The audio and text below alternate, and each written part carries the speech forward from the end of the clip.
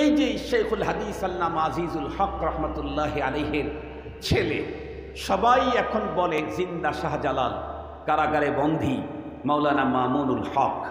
তার আম্মা কতটাই আবেদা জাহেদা পরহেজগার ছিলেন, একটা ঘটনা শুধু আপনাদেরকে শুনাই। এমনি যে কারো পেট থেকে এত বড় মানুষ জন্ম নেয় না, অত বড় মানুষ জন্ম দেওয়ার জন্য পেটটাও ওই মানের হতে হয়। আপনি কিনছেন হলো 5 টাকা দামের একটা বিস্কিট, আপনাকে কি দিবে? 4 আনা দামের একটা পলিব্যাগ দিবে। ঠিক বললাম না? ঠিক বললাম। আপনি ওই দোকান থেকেই মাল কিনছেন 10,000 টাকা দামের একটা উন্নত মানের গেঞ্জি, তাহলে কি আপনাকে পলিতে দিবে?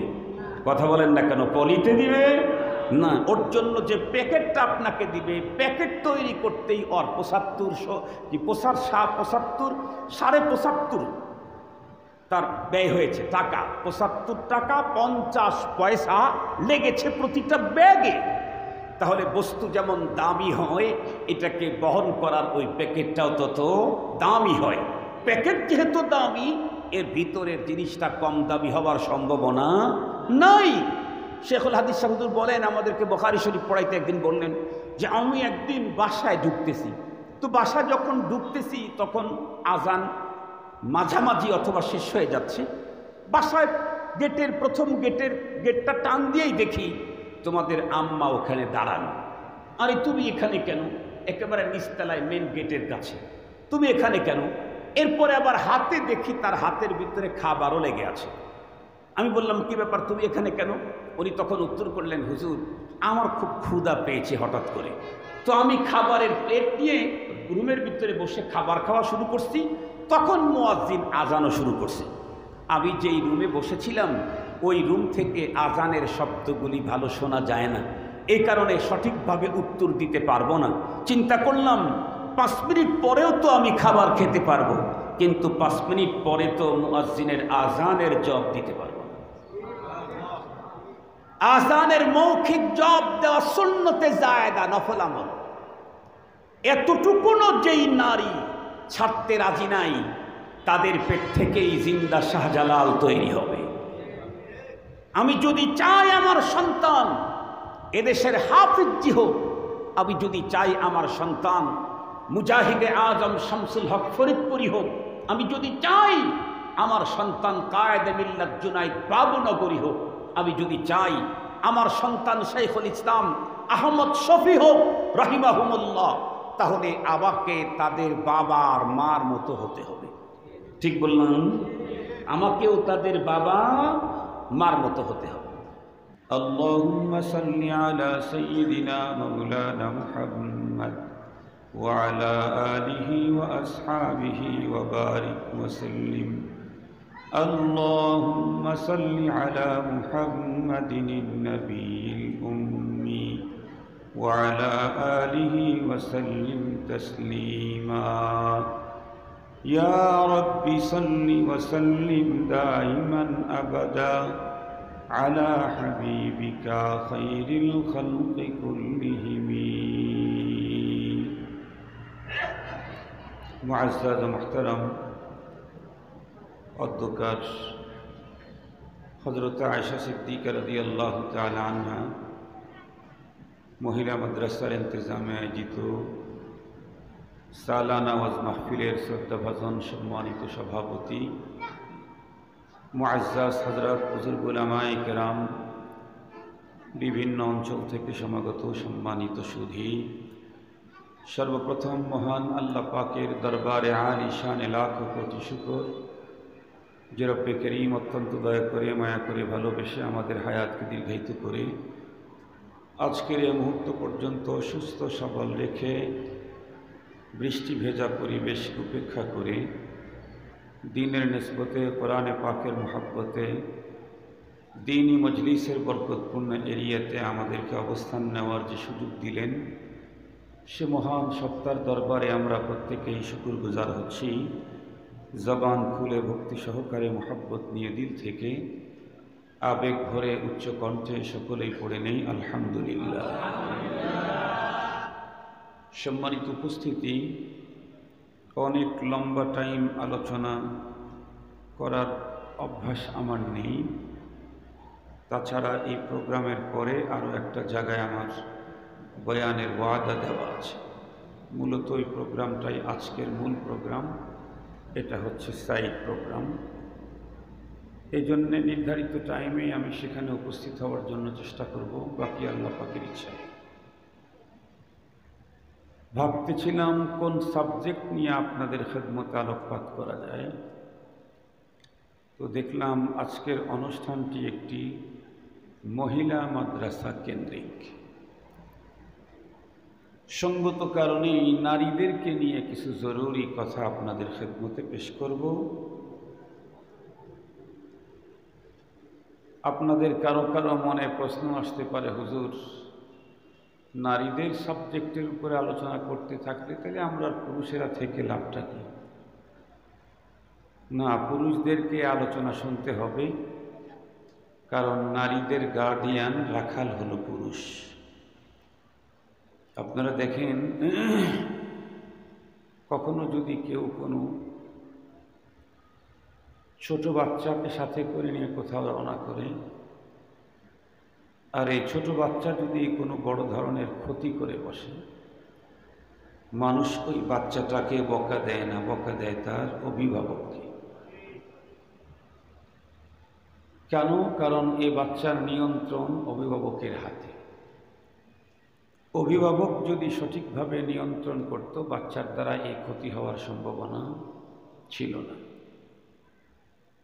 কোরআনে হাকিমে আল্লাহ পাক স্পষ্ট বর্ণনা করেছেন, আর রিজাল কাওয়ামুনা আলান নিসা, পুরুষ নারীদের অভিভাবক। সহজ কথা বললাম। এ কারণেই নারীদেরকে নসিহত করতে চাইলে তাদের অভিভাবককে সামনে নিয়েই করতে হবে, যাতে অভিভাবকেরা নারীদেরকে নসিহত মানতে উদ্বুদ্ধ করে, প্রয়োজনে বাধ্য করে। যেহেতু আজকের মাহফিল মহিলা মাদ্রাসা কেন্দ্রিক, এ কারণে নারীদেরকে নিয়েই আমার আলোচনা। আপনাদেরকে উপস্থিত থাকতে হবে, আপনারা তাদের গার্ডিয়ান, মুরব্বী। নারীদের বিষয়ে আলোচনাটা প্রত্যেকের হৃদয়ঙ্গম করাইতে চাইলে প্রথমে বর্তমান পৃথিবীর অবস্থা কিছু আপনাদের খেদমতে তুলে ধরতে হবে।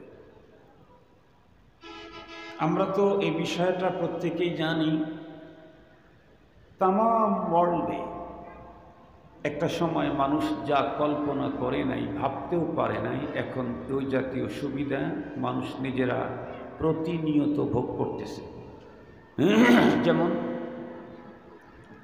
যেমন আজ থেকে 50 বছর পূর্বে আমাদের মতো কোনো মানুষ কল্পনাও করে নাই যে আমার ছেলে সন্তান আপনজন আমেরিকায় থাকলে মনে চাইলেই আমি বাংলাদেশ থেকে তাকে দেখতে পাব। এ কল্পনা পৃথিবীর কোনো মানুষের অন্তরে ছিল। এখন এই ফোনের মাধ্যমে আমার আপনজনকে দেখতে চাইলে America, Canada, London, German, Japan, Scotland, Ireland, Finland, New Zealand, যেখানেই থাকুক, আমি ইচ্ছা করলে তার হাতে এই প্রযুক্তি থাকলে, এই আবিষ্কারটা থাকলে আমি এখনই কথা বলতে পারবো, প্লাস দেখতে পারবো। আপনাদের মনে পড়ে কিনা, আমরা যখন ছোট ছিলাম, মুরব্বীরা তো আরও বেশি বলতে পারবেন, তখন আমরা দেখতাম গরুর গোশত কিন্তু প্রতিদিন হাটে বাজারে পাওয়া যেত না। গরু জব হইতো হাটের দিন, তাও সব বাজারে না, একটু বড় সড়ো বাজারে। মেহমান আসলে মুরগি ধরে মেহমানদারি করা হতো। গরুর গোশত পাওয়া অত সহজ ছিল না। আমরা ছোটবেলায় এটাও দেখেছি যে যত্রতত্র ছোটোখাটো কোনো বাজারে, শহরে সারা বছর কমলা মিলত না। আমার তো মনে পড়ে, গ্রামগঞ্জের অধিকাংশ মানুষ কমলা কিনে নিয়ে আসতো বিশ্ব ইজতেমায় গেলে, আসার সময় 2-4 হালি কমলা কিনতই। এটা আমি অনেককে দেখেছি। বলেন তো দেখি, এখন কমলা কেনার জন্য কি বিশ্ব ইজতেমা পর্যন্ত অপেক্ষা করা লাগে? সিরাজগঞ্জ শহরে যাওয়া লাগে? আপনাদের এখানেই টন টন কমলা এখন বিক্রি হয়। আপনাদের এখানেই গরুর গোশত প্রায় 24 ঘন্টায় পাওয়া যায়। এমনকি এখন ফ্রিজের কারণে বড় মাছ তো যত্রতত্র, মাছের ব্যবসা যারা করে তাদের সাথে যোগাযোগ করলে পাওয়া যায়। সব কিছু এখন দুনিয়াতে অ্যাভেলেবেল। কি চাই? টাকা হলে প্রায় জিনিসই মিলানো সম্ভব। পৃথিবীতে যতই নতুনত্বের খুব আবিষ্কার, অনেক অকল্পনীয় জিনিস আমরা নিজেরা ভোগ করছি, কিন্তু দিন যত গড়তেছে ততই পৃথিবীতে একটা জিনিসের সংকট দেখা দিচ্ছে। সব কিছু অ্যাভেলেবেল, একটা জিনিসের সংকট। সেটা কি? ভালো মানুষ। মানুষের সংকট নাই। মানুষ তো এই পরিমাণে বাড়ছে বাংলাদেশে। আগে ফ্যামিলি প্ল্যানের স্লোগান ছিল ছেলে হোক মেয়ে হোক দুটি সন্তানই যথেষ্ট। এখন অতিরিক্ত বেড়ে যাওয়ার কারণে স্লোগান চেঞ্জ করেছে ফ্যামিলি প্ল্যান। এখন হলো দুটি সন্তানের অধিক নয়, একটি হলে ভালো হয়। Slogan change. এখন এত বেশি বাচ্চা কাচ্চা, আবার আরও কত আইন, মুহতারাম হাজরিন। অথচ আজকের পৃথিবীর অনেক রাষ্ট্র এমন আছে যেখানে একটা বাচ্চা যদি দম্পতি জন্ম দেয় তাহলে তাদেরকে লক্ষ টাকা, কোটি টাকা সরকারের থেকে গিফট করা হয়। কঠিন মানুষের সংকট পৃথিবীর অনেক রাষ্ট্রে আছে। যাই হোক, এই গুটি কয়েক মানুষের সামনে ইরান, তুরান, আমেরিকার কিচ্ছা বলে লাভ নাই। সহজ কথা যেটা আমাদের বোধগম্য হবে এটা বলতে হবে। মুহতারাম হাজরিন, খুব ভালো করে বুঝবেন, মানুষের অভাব নাই বিল খুসুস বাংলাদেশে। অ্যাভেলেবেল মানুষ। যেদিকে তাকাবেন, বিশেষ করে আসরের পরে মোড়ে মোড়ে মোড়ে মোড়ে মৌমাছি যেমন চাক ধরে থাকে, বাচ্চারা মেয়েরা এখন চাক ধরে ধরে থাকে। দেখছেন? একটু উঁচু ব্রিজ যদি দেখেন, পানি থাক আর নাই থাক, ব্রিজ যদি একটু উঁচু হয় আসরের পরে দেখবেন সেখানে অবস্থা বড় জটিল। নরসিংদী ওই পাঞ্চারামপুরের ওইদিকে যাইতে একটা ব্রিজ ছিল না আগে, নরসিংদী শহরের সাথে লাগানো, নদীর উপরে ব্রিজ হয়েছে। ওই ব্রিজে শুক্রবারের দিন ব্রিজের উপরে গাড়ি উঠানো নিষেধ।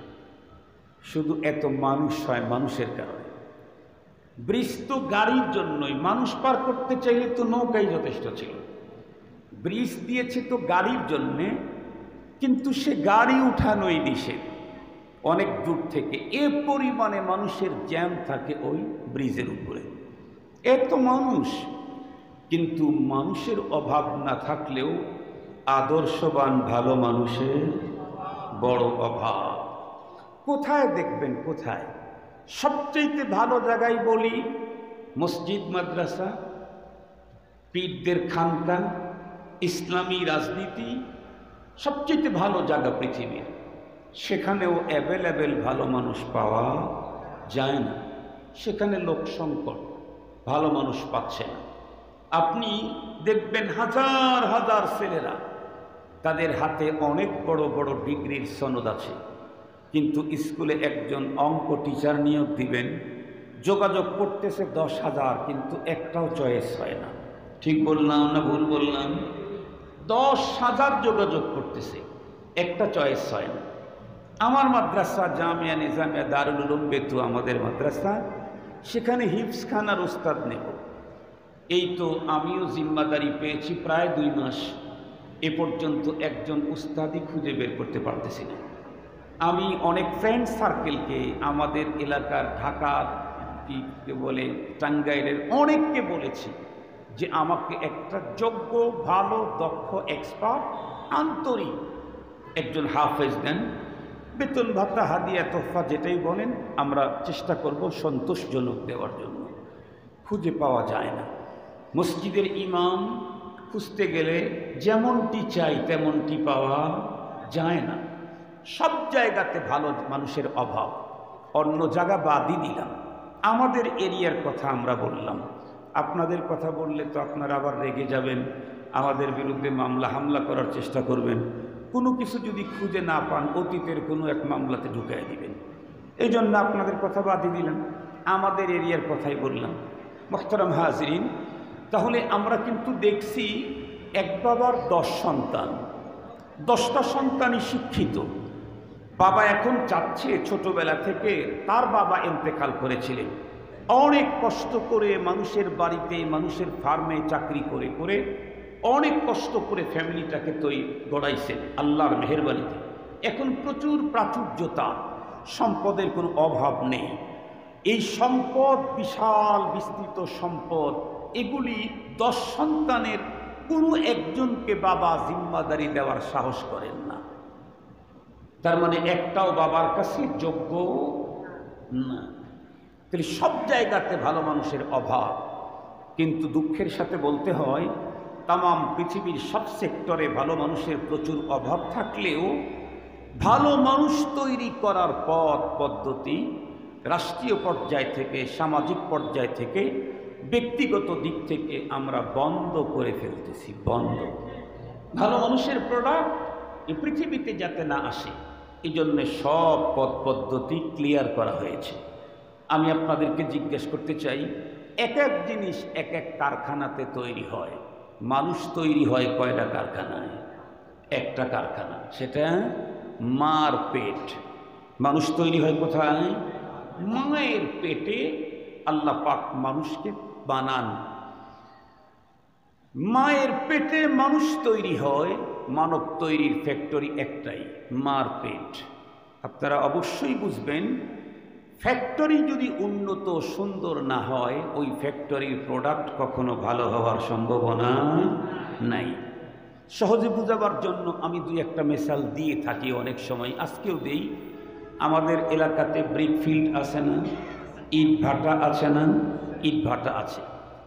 ইট ভাটা থেকে উন্নত মানের ইট বের করতে চাইলে কয়েকটা জিনিস সুন্দর লাগে। 1 নম্বর, ভালো মানের মাটি লাগে। সব মাটির ইট সুন্দর হয় না। 2 নম্বর, মিস্ত্রি দক্ষ হতে হয়। সব মিস্ত্রি ইট ভালো করে পোড়াইতে জানে না। 3 নম্বর হলো ডাইলিউশন বেশি, মাটিটাকে যে ডাইলিউশন করতে হয়, খামির করতে হয়, মেশিনটা ভালো হতে হয়। 4 নম্বর হলো যেই জমিনে ইট বসাবে সেই জমিনটা সমতল হতে হয়। 5 নম্বর, যেই কাঠের তৈরি ফর্মার পেটে ইটের জন্ম হয়। এটা কাঠের তৈরি ফর্মার ভিতরে ইটটা বানায় না, এই ফর্মাটা হতে হয় একদম স্ট্রেট, নিট অ্যান্ড ক্লিন, ভালো, স্বচ্ছ, ক্লিয়ার, একদম সোজা, আঁকা বাঁকা মুক্ত। এই কয়েকটা কাজ যদি ঠিক হয়, তাহলে আদর্শ সুন্দর মনোমত ইট সেখান থেকে বের হয়। তার মধ্যে একটা জিনিসের গুরুত্ব সবচাইতে বেশি।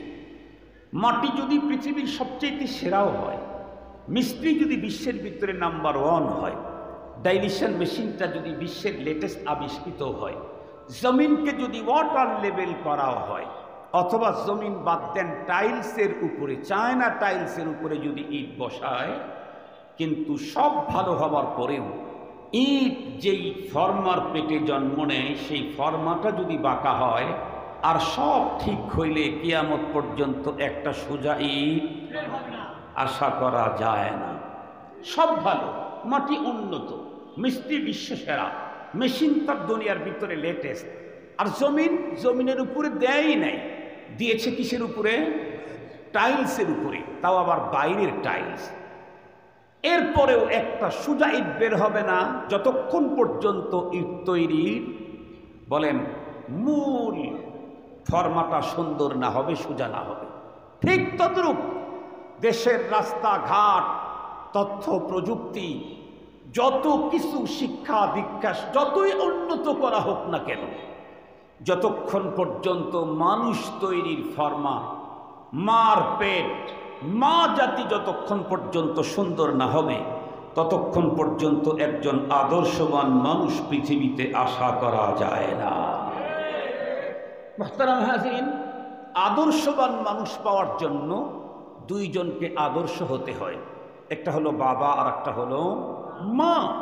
2 জনকেই আদর্শবান, আদর্শবতী হতে হয়।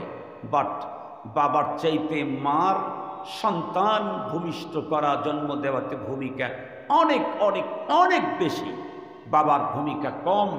এ কারণে বাবার তুলনায় মাকে বেশি সুন্দর হতে হবে, বেশি সোজা হতে হবে, বেশি স্ট্রেট হতে হবে, অনেক পরহেজগার হতে হবে, অনেক খোদাবিরু হতে হবে। তাহলে দেখবেন তার পেট থেকে একজন আদর্শবান মানুষ, ডজন ডজন আদর্শবান মানুষ তৈরি হবে। আমার ছোটবেলার একটা ওয়াজের কথা মনে পড়ে, আপনারা হয়তো 2-4 জন তার নাম জানেন। হজরত মাওলানা হাবিবুল্লাহ মিসবাহ রহমতুল্লাহ আলাই, নাম শুনেছেন তো অনেকেই, হয়তো কেউ দেখেন নাই বা 2-1 জন দেখেছেন। আমি ওনাকে জীবনে একবার দেখেছিলাম। হ্যাঁ, উনি ছিলেন বাংলাদেশের খতিবে আজম। খুব বেশি হায়াত দুনিয়াতে পান নাই, অল্প দিনেই দুনিয়া থেকে উনি চলে গেছেন। ওনার প্রত্যেকটা বয়ান ছিল দার্শনিক, প্রত্যেকটা বয়ান ছিল দর্শন ভিত্তিক, সায়েন্স বিজ্ঞান ভিত্তিক। তার বক্তৃতায় হযরত উলামায়ে কেরাম পঙ্গপালের মতো ছুটে আসতো। প্রত্যেকে উলামায়ে কেরাম হাতের ভিতরে খাতা কলম নিয়ে ওনার বক্তৃতা শ্রবণ করতেন। কেন? তার মুখ থেকে যা বের হয় মুক্তার চাইতেও দামি। এগুলি সংরক্ষণযোগ্য, এগুলি সংরক্ষণীয়, এজন্য এই কাজটা করতেন। মুহতারাম হাজিরিন, উনি তখন বাক কন্ট্রোলের উপরে একদিন বক্তৃতা করতেছিলেন। বক্তৃতা করতে করতে উনি বলেই ফেললেন, আচ্ছা ভাইরা, আপনারা বলেন তো দেখি, আমাদের দেশে সরকার গভর্নমেন্ট বাক কন্ট্রোল করতে চায়, পরিবার পরিকল্পনার কথা বলতেছিলেন আর কি। তো আমি আপনাদেরকে জিজ্ঞাসা করি, আমাদের দেশে কি আদর্শবান মানুষ অ্যাভেলেবেল না অভাব? তখন ওই মজলিসে সকল মুসলমান উপস্থিতি বলেছিলেন অভাব। কেমন অভাব? সিরিয়াস অভাব। কোন জায়গাতে বসানের মতো দক্ষ, আদর্শবান, চরিত্রবান, আমানতদার মানুষ খুঁজে পাওয়া যায় না। তো উনি তখন বললেন, যেই মায়েরা আদর্শবান সন্তান জন্ম দিবে তাদের বাদ কন্ট্রোল করা দরকার আছে। বলে না না, কারণ এটার তো খুব সংকট, এরকম মা বছরের এদিকে ওদিকে বাচ্চা দিক, এটা আমাদের দরকার। উনি বলেন, পক্ষান্তরে যেই মায়েরা জন্ম দিবে বাটপার, লম্পট, চরিত্রহীন, বাবাখোর, এই জাতীয় মায়ের বাদ কন্ট্রোল কেন, ওদের মূলে কন্ট্রোল করে দেওয়া দরকার। সেই সময় হুজুর বলেছিলেন। মুহতারাম হাজরিন, খুব ভালো করে বুঝবেন, দারুল উলুম দেওবন্দের সফল প্রিন্সিপাল আল্লামা কারি তৈয়ব সাহেব রহমতুল্লাহি আলাইহি খুতুবাতে হাকিমুল ইসলামের ভিতরে লিখেছেন, এই পৃথিবীর প্রথম টিচার হলো মা, পৃথিবীর প্রথম বিদ্যালয় হলো মার পেট, মায়ের কোল। পৃথিবীর প্রথম টিচার মা, পৃথিবীর প্রথম বিদ্যালয় হলো মার পেট, মায়ের কোল।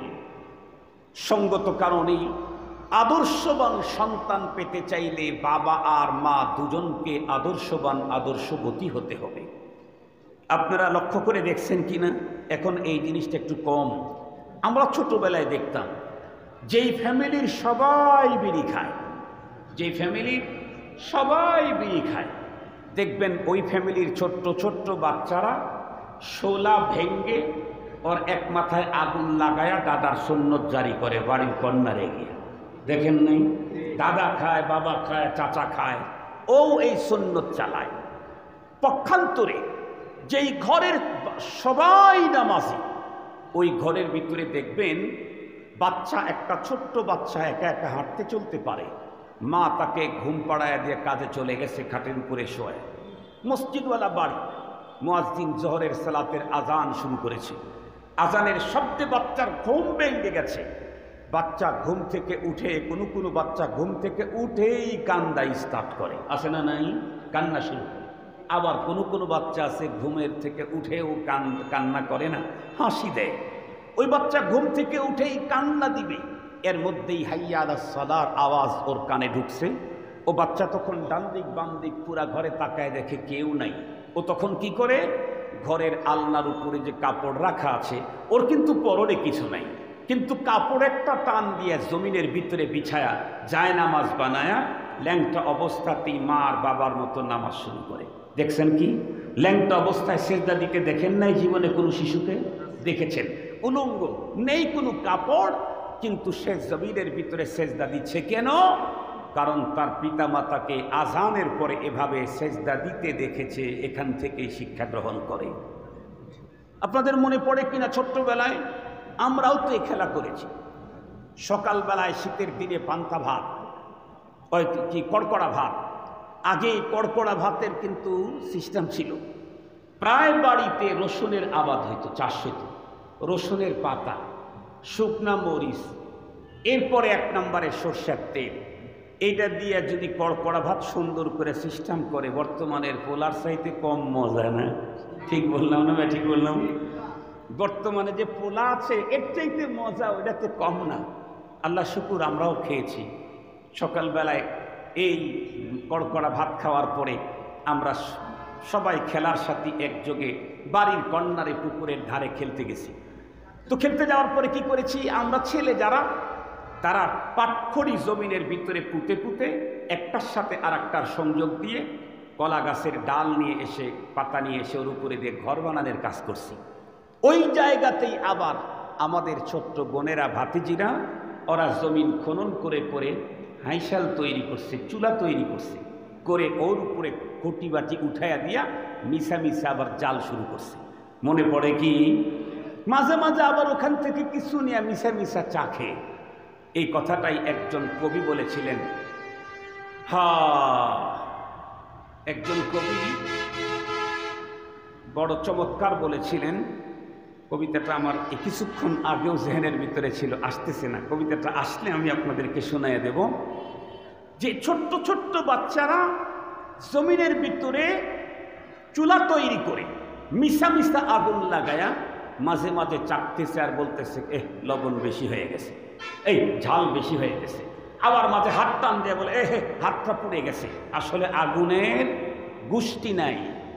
নুরু, পুষি, আইসা, শফি সবাই এসেছে, আমবাগিচার তলায় আজি তারা হেসেছে। রাধুরীদের রাধা বাড়ার পড়ে গেছে ধুম, বৈশাখ মাসের এই দুপুরে নাই যে কারো ঘুম। বাপমা তাদের ঘুমিয়ে আছে এই সুযোগে পেয়ে, বনভোজনে মিলেছে আজি দুষ্ট কটি মেয়ে। কেউ বা বসে হলদি বাটে, কেউ বা রাধে ভাত, কেউ বা বলে দুধ তুরি চাই, পুড়ে গেল হাত। এমনি টান দিয়ে বলে হাত পুড়ে গেল। আসলে আগুনের গোষ্ঠী নেই। এই প্রশিক্ষণগুলি এই সন্তানরা কোন কলেজে নিয়েছে? কথা বলেন না কেন? ওরা কি রিসিপি দেখেছিল? আর এই রিসিপি তো মোবাইল তৈরির পরে রিসিপি তৈরি হলো, তখন তো মোবাইলের জন্মই হয় নাই। ওরা তো রিসিপি দেখে নাই, ওরা মাকে দেখেছে। তার অর্থই হলো প্রতিটি বাচ্চা অনুকরণে বড় এক্সপার্ট। বড়রা অনুকরণ করুক আর না করুক, ছোটরা সবসময় বড়দের অনুকরণ করে। সঙ্গত কারণেই কেউ যদি চায় যে আমার সন্তানটা আদর্শবান হোক, আমার সন্তানটা নীতিবান হোক, আমার সন্তানটা প্রতিটি মানুষ হোক প্রকৃত অর্থে, তাহলে বাবা আর মাকে আদর্শবান, আদর্শবতী হতে হবে। মুহতারাম হাজরিন, আজকে তো বর্তমান পৃথিবীর যে অবস্থা, সবচেয়ে বড় ভূমিকা সন্তান আদর্শবান, আদর্শবতী করার জন্য প্রথম ভূমিকা, বড় ভূমিকা কার? মার। মার পেটেই তো সন্তান জন্ম নেয়। বাবার ভূমিকাও আছে কিন্তু 1%, মায়ের ভূমিকা 9%, এই হলো 10। কিন্তু দুঃখের সাথে বলতে হয়, বর্তমান সমাজের অধিকাংশ, বিশেষ করে উচ্চশিক্ষিতা নারীদের স্বভাব, চরিত্র, কালচার এতটাই নোংরা, যা দেখে মানবতা সম্পূর্ণ মানুষ মাথা উঁচু করে হাঁটতেই পারে না। আপনারা শুনলে অবাক হবেন, এতদিন পর্যন্ত বাবা মা সন্তানদেরকে মাদকাসক্ত থেকে, ইয়াবা থেকে, মদ থেকে, মাদক থেকে সরকার, রাষ্ট্র, প্রশাসন সবাই ফিরানোর জন্য চেষ্টা করলেও ইদানিংকালের কিছু তথাকথিত আধুনিকা মেয়েরা তাদের হাজব্যান্ডের বাসায় বিবাহের পরে আনন্দ করার জন্য, হাজব্যান্ড যদি মদ মাদকে আসক্ত না হয়, স্ত্রী কর্তৃক স্বামীকে অফার করা হয়, চলো আজকে একটু মদ খেয়ে আর মজা দিই। বিশ্বাস করেন? বিশ্বাস করেন?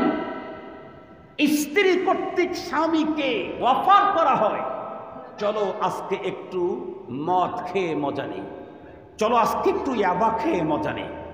বুঝেন তাহলে যেই ফ্যামিলি নববধূ সন্তানকে মদ আর ইয়াবার অফার করে, সেই ফ্যামিলিতে তাদের দুইজনের মাধ্যমে ওই মায়ের পেট থেকে যে বের হবে, সেই বাবা আর মায়ের খুনি ঐশীর মতো সন্ত্রাসী ছাড়া কখনো ভালো হওয়ার সম্ভাবনা নাই।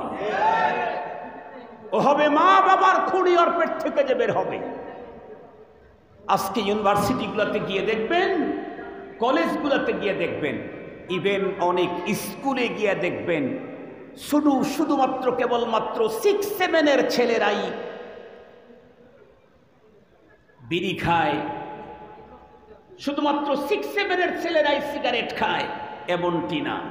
এখন মেয়েরাও ছেলেদের চাইতে বিড়ি সিগারেট খাওয়াতে পিছিয়ে নাই। এটা আমার নিজের চোখের দেখা, এটা কারো শোনা না। মুসলমান ভাইরা রে, আমার কথা লম্বা বলতে চাই না।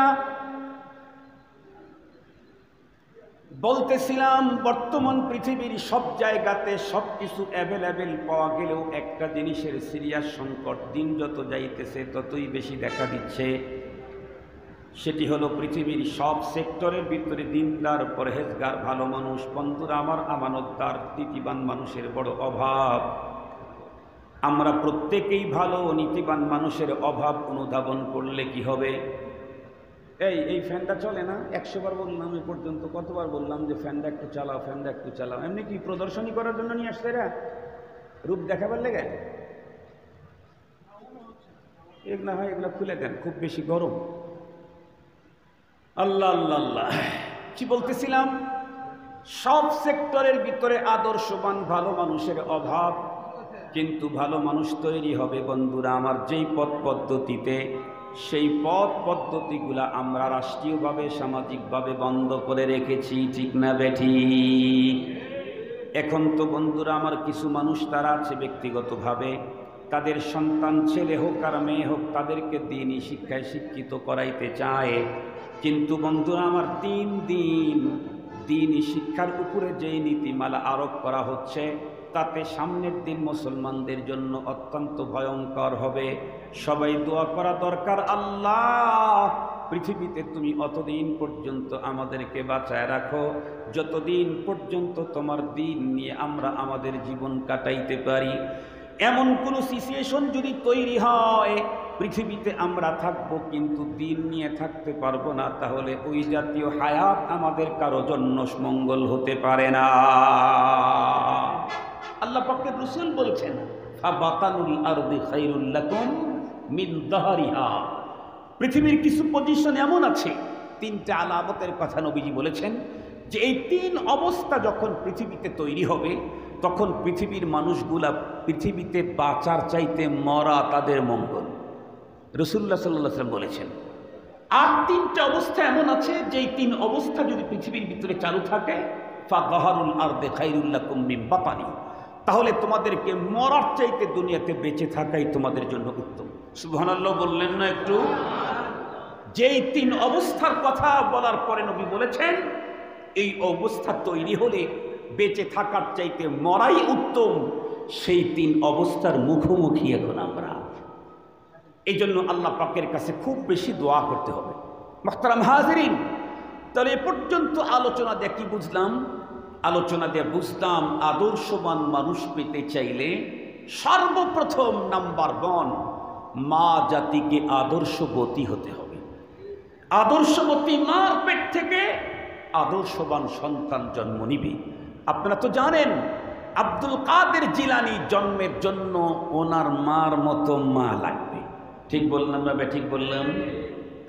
আমরা অনেকেই অনেক সময় শুনি অমুক বড় আলেম, অমুক বড় বুজুর্গ, কিন্তু তাদের ব্যাকগ্রাউন্ড দেখেছেন? তাদের পূর্বের অবস্থা দেখেছেন? এই যে শেখুল হাদিস আল্লামা আজিজুল হক রহমতুল্লাহ আলাইহির ছেলে, সবাই এখন বলে জিন্দা শাহজালাল, কারাগারে বন্দী মাওলানা মামুনুল হক। তার আম্মা কতটাই আবেদা জাহেদা পরহেজগার ছিলেন, একটা ঘটনা শুধু আপনাদেরকে শুনাই। এমনি যে কারো পেট থেকে এত বড় মানুষ জন্ম নেয় না, অত বড় মানুষ জন্ম দেওয়ার জন্য পেটটাও ওই মানের হতে হয়। আপনি কিনছেন হলো 5 টাকা দামের একটা বিস্কিট, আপনাকে কি দিবে? সাইরেনা দামের একটা পলি ব্যাগ দিবে। ঠিক বললাম না? ঠিক বললাম। আপনি ওই দোকান থেকেই মাল কিনছেন 10,000 টাকা দামের একটা উন্নত মানের গেঞ্জি, তাহলে কি আপনাকে পলিতে দিবে? কথা বলেন না কেন? পলিতে দিবে না। ওর জন্য যে প্যাকেটটা আপনাকে দিবে, প্যাকেট তৈরি করতেই ওর 75 তার ব্যয় হয়েছে টাকা। 75 টাকা 50 পয়সা লেগেছে প্রতিটা ব্যাগে। তাহলে বস্তু যেমন দামি হয়, এটাকে বহন করার ওই প্যাকেটটাও তত দামি হয়। প্যাকেট যেহেতু দামি, এর ভিতরের জিনিসটা কম দামি হওয়ার সম্ভাবনা নাই। শেখুল হাদিস সাহুদুর বলেন, আমাদেরকে বুখারী শরীফ পড়াইতে একদিন বললেন যে আমি একদিন বাসায় ঢুকতেছি, তো বাসা যখন ঢুকতেছি তখন আজান মাঝামাঝি অথবা শেষ হয়ে যাচ্ছে। বাসায় গেটের প্রথম গেটটা টান দিয়েই দেখি তোমাদের আম্মা ওখানে দাঁড়ানো। আরে তুমি এখানে কেন? একেবারে নিচতলায় মেন গেটের কাছে, তুমি এখানে কেন? এরপরে আবার হাতে দেখি তার হাতের ভিতরে খাবারও লেগে আছে। আমি বললাম কি ব্যাপার, তুমি এখানে কেন? উনি তখন উত্তর করলেন, হুজুর আমার খুব ক্ষুধা পেয়েছে হঠাৎ করে, তো আমি খাবারের প্লেট নিয়ে রুমের ভিতরে বসে খাবার খাওয়া শুরু করছি, তখন মুয়াজ্জিন আজানও শুরু করছে। আমি যেই রুমে বসেছিলাম ওই রুম থেকে আজানের শব্দগুলি ভালো শোনা যায় না, এই কারণে সঠিকভাবে উত্তর দিতে পারবো না। চিন্তা করলাম 5 মিনিট পরেও তো আমি খাবার খেতে পারবো, কিন্তু 5 মিনিট পরে তো মুয়াজ্জিনের আজানের জবাব দিতে পারবো না। আজানের মৌখিক জবাব দেওয়া সুন্নতে জায়েদা, নফল আমল। এতটুকুনো যেই নারী ছাড়তে রাজি নাই, তাদের পেট থেকেই জিন্দা শাহজালাল তৈরি হবে।